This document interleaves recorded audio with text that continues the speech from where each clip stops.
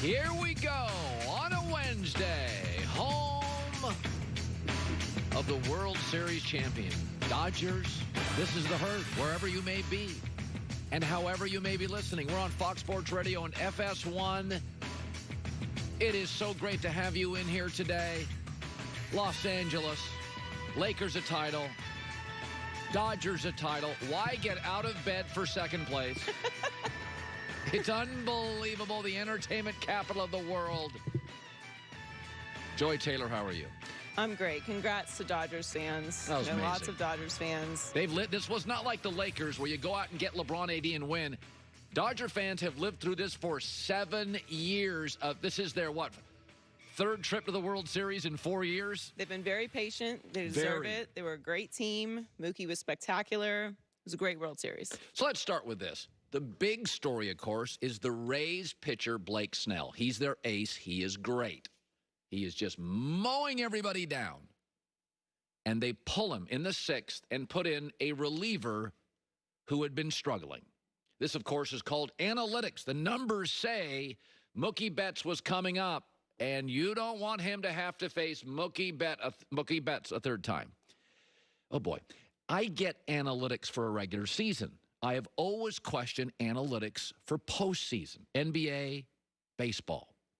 As a consumer, when you watch that game last night in the World Series, does it feel different than a regular season baseball game? Oh, it does.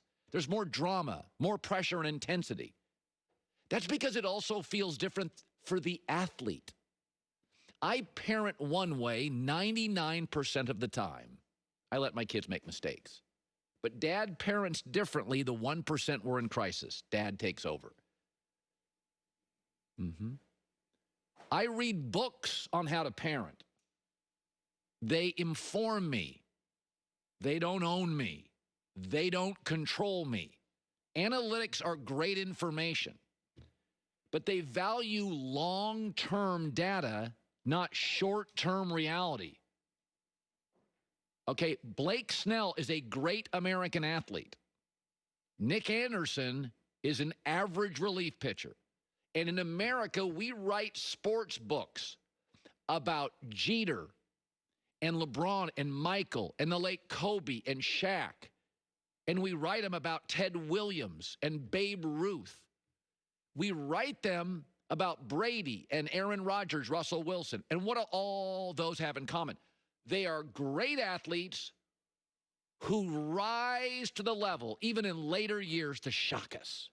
We do not write sports books about average professional athletes hoping in the moment they finally deliver against Mookie Betts. That's not what we write books about. We write them about the legends, LeBron and Brady, who in that last hurrah win another title. You don't take Blake Snell out there. It's one thing to be guided by analytics. It's another to be controlled by them. If you don't think that sucked the energy out of the Rays and empowered the Dodgers, here's the manager, Dave Roberts, his reaction after the game when the Rays took out their ace.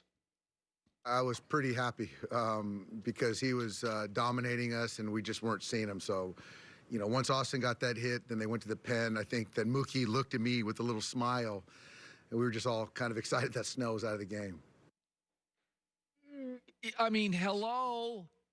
Again, I want in the biggest moments, this is not a regular season game, game 28, 36, 42. Okay, this is the moment. There's a guidebook for pilots on how to land a plane. When the engine goes out, Sully Sullenberger, the guidebook doesn't matter. You land it, whatever it takes. And in that moment, you get to game 6 of the series, you face Mookie Betts, the analytic book doesn't matter. The last 2 NBA seasons, the 3 players that have led teams to championship, LeBron, AD, and Kawhi Leonard, the Lakers believe in the three-point shot. So did Toronto. But in the finals, in the moment of clarity to win it, the Raptors and the Lakers get a stop and get a basket. The analytic 3-ball guidebook is out the window.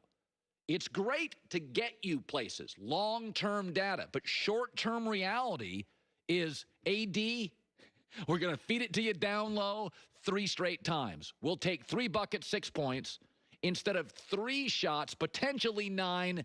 But in this moment, against that defense in the NBA Finals, where there's more intensity, drama, expectations, and tightness, you may not have your best shot.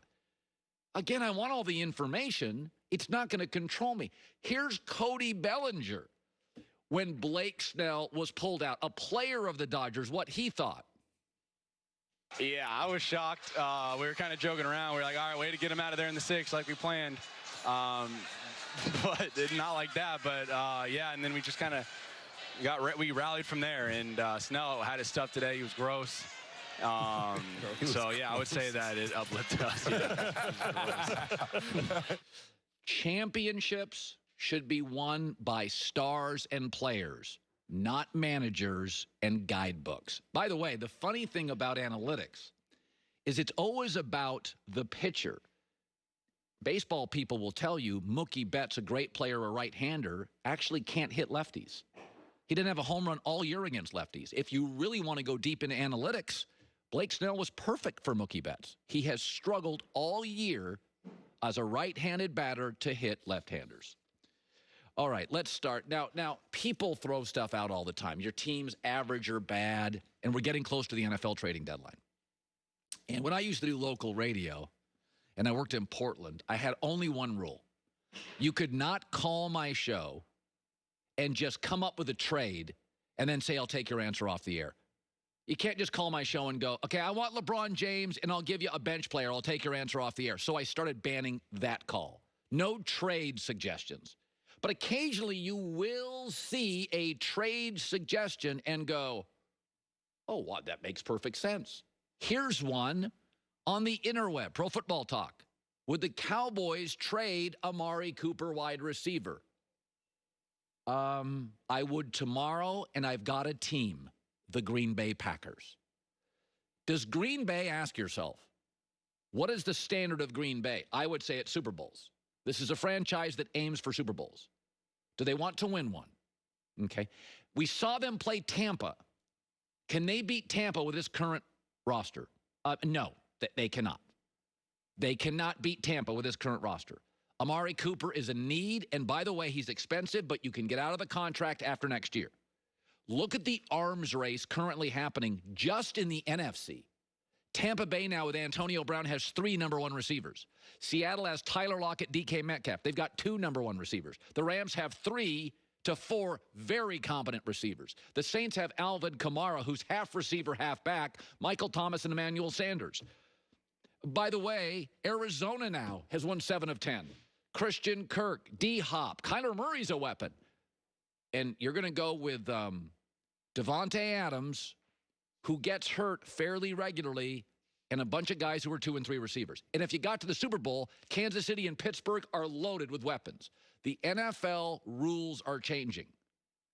They're changing. This is not 1985 football. God, it's not 2015 football. It is all about offense. Green Bay has to admit, this is hard for general managers to do. They butchered their number 2 pick in the draft. They needed a receiver. They got stubborn. They chose a running back who is now number 3 on their depth chart. He was number 4 before the season started. This is a perfect deal. Dallas needs picks. Dallas needs to rebuild. They need picks. They don't need wide receivers. Green Bay doesn't need picks. You got 2 more, 3 more elite years with Aaron Rodgers. You need weapons for Aaron. You don't need developing players. You just need more weapons. Same situation Tampa's in. That's why they're getting Antonio Brown. You can't just sit and wait and develop people. Get Brady stars now. Get Aaron stars now. Dallas, once again, you are in a rebuild, whether you want to admit it or not. Amari Cooper, with the emergence of CeeDee Lamb and young Michael Gallup, makes complete sense. Green Bay, you pay a little. You don't love free agents. This guy, this personality, his work ethic, his ability to get open is perfect for the Packers, and I think changes how everybody around the league would view them. Coming up next, LeBron and Tom Brady. I'm on this constantly, have a lot more in common than you think. Have you seen the official pro PFF grades of quarterbacks? Russell Wilson Rodgers and number 3 Tom Brady. That's coming up. What's the difference between a Mercedes-AMG skeptic and a Mercedes-AMG believer? A split second, that's all it takes. The time it takes to get inside an AMG for the first time, to fire up the ignition, step on the gas, and hear the gutsy engine roar. 1 second, a race car engine in a Mercedes-Benz SUV. Whose bright idea was that? A split second later, because whoever thought of it is a genius. 1 second. Why would I want a sedan that growls like a bear? A split second later, why would I not? Mercedes-AMG. It may not make a lot of sense on paper, but it makes perfect sense on the pavement. Learn more at mbusa.com/AMG. Mercedes-AMG. Driving performance.